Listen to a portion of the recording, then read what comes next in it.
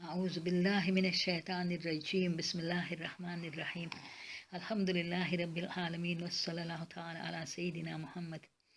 Assalamu alaikum wa rahmatullahi wa barakatuh. I want to recite the verses 83 to 86 of Surah Al-Baqarah with translation and short explanation. The verses are Bismillahir Rahmanir Rahim. وإذا أخذنا ميثاق بني إسرائيل لا تعبدون إلا الله وبالوالدين إحسانا وذي القربى واليتامى والمساكين وقولوا للناس حسنا وأقيموا الصلاة وآتوا الزكاة ثم توليتم إلا قليلا منكم وأنتم معرضون وإذا أخذنا ميثاقكم لا تسفكون دماءكم ولا تخرجون أنفسكم من دياركم ثم أقررتم وأنتم تشهدون ثم أنتم هؤلاء تقتلون أنفسكم وتخرجون فريقا منكم من ديارهم تظاهرون عليهم بالإثم والعدوان وإن يأتوكم أسارى تفادوهم وهو محرم عليكم إخراجهم أفتؤمنون ببعض الكتاب وتكفرون ببعض فما جزاء من يفعل ذلك منكم إلا خزي في الحياة الدنيا ويوم القيامة يردون إلى أشد العذاب وما الله بغافل عما تعملون ويوم القيامة يردون إلى أشد العذاب وما الله بغافل عما تعملون أولئك الذين اشتروا الحياة الدنيا بالآخرة فلا يخفف عنهم العذاب ولا هم ينصرون صدق الله العظيم. And now the translation.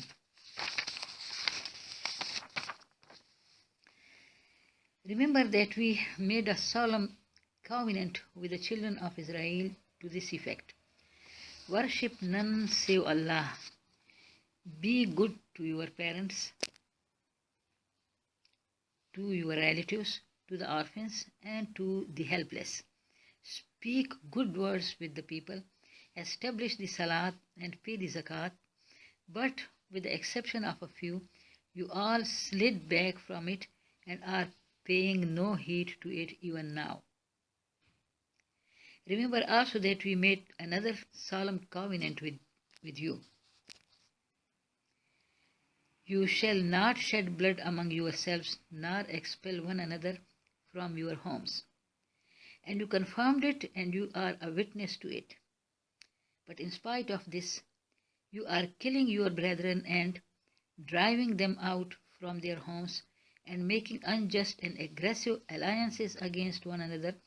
And when they come to you as captives, you trade on their ransoms, whereas their expulsion itself was unlawful for you. Do you then believe in one part of the scriptures and disbelieve in the other? What other punishment do such people from among you deserve except disgrace in this life and the most grievous punishment, doom on the day of resurrection? Allah is not unaware of what you are doing. These are the people who have preferred the worldly life to the life in the hereafter. Therefore their torment shall not be lightened, nor shall help be given to them from any quarter. The translation finished. The things are very direct here, very simple. There are two covenants are mentioned here. In one covenant, Allah subhanahu wa ta'ala took promise from them that they must worship only one Allah, that means the Tawheed, and also they must be good to their parents and to their relatives and to the orphans and to the helpless people, and also they must speak good words, good and helpful words to people, and they must also establish the prayer, the obligatory prayer, and the zakat, the obligatory charity. But most of them, they left these obligatory duties. And the other promise which was taken from them was that they must not shed blood among them. They should not kill each other. And also they should not expel one another from their houses. The word used is diyar. وَتُخْرِجُونَ فَرِيقًا مِنْكُمْ مِنْ دِيَارِهِمْ.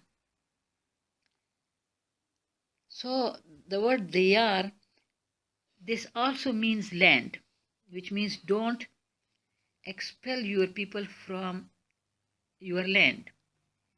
Now these words I can apply to the migrants of this time, to the immigration laws. You can see what is happening with the migrants. How are the immigration laws? These immigration laws are made by the non-Muslims, but they manage the things in such a way that the non-Muslims they can go to each other country very easily without any visa. And even when they come, they visit the Muslim countries. In the Muslim countries, at the airport, they get visa. So they are not in trouble at all. But it is the Muslims who are in great trouble. On one side, the Western countries, the non-Muslim countries, they don't give them visa. At the airport, they cannot enter those countries without visa. And they have to struggle hard and to spend lots of money to get that visa to those countries. And while they go to another Muslim country, they have to get visa. They will not get visa on the airport. And if their visa finished, they are arrested. And we have seen Muslim countries in which very good behavior is done with the prisoners. But the only prisoners or the captives who are beaten severely and brutally, they are those who are caught and they don't have visa. And their own Muslims. In the Muslim countries, they beat up their own Muslims. They expel them from their land. They don't let them enter their land because they don't have visa. And this is what is mentioned here. I am telling you that we are giving these statements about the last nations, about the Israelis, etc., to give us lesson. And now the same thing, like I think the worst is happening with our Muslims. So Allah subhanahu wa ta'ala said, أَفَتُؤْمِنُونَ بِبَعْضِ الْكِتَابِ وَتَكْفُرُونَ بِبَعْضِ. Do you then believe in a part of the book and do you reject the other part of the book? And then Allah said, then what is the punishment of such people among you who do such actions, except humiliation and disgrace in this life, and the severest doom and punishment in the life hereafter. So the disgrace, you can see what is happening to the Muslim nations now. They are believing in a part of the Quran and they have left the rest of the Quran. So, because according to these commands of Allah subhanahu wa ta'ala, Muslims must have freedom to travel to other Muslim countries. Like now the non-Muslims, they have full freedom to travel from one country to other country. And also they have the help of getting visa at airport. While we Muslims, our Muslims, when they go from one Muslim country to another Muslim country, they don't get visa at the airport, and also they don't have complete freedom to travel to the Muslim countries. So, and when they are caught, they are beaten up brutally, they are imprisoned, and they are deported. Now, may Allah subhanahu wa ta'ala guide us correctly to follow the Holy Quran in accordance with the Prophet Muhammad sallallahu alaihi wasallam. All Muslims of the world are brothers and sisters, and all Muslims have rights on each other. May Allah subhanahu wa ta'ala make us follow the commands of Allah subhanahu wa ta'ala, Subhana rabbika rabbil izzati amma yasifun wa salamun ala al-mursalin walhamdulillahi rabbil alamin. اللهم صل على محمد وعلى آل محمد كما صليت على إبراهيم وعلى آل إبراهيم إنك حميد مجيد.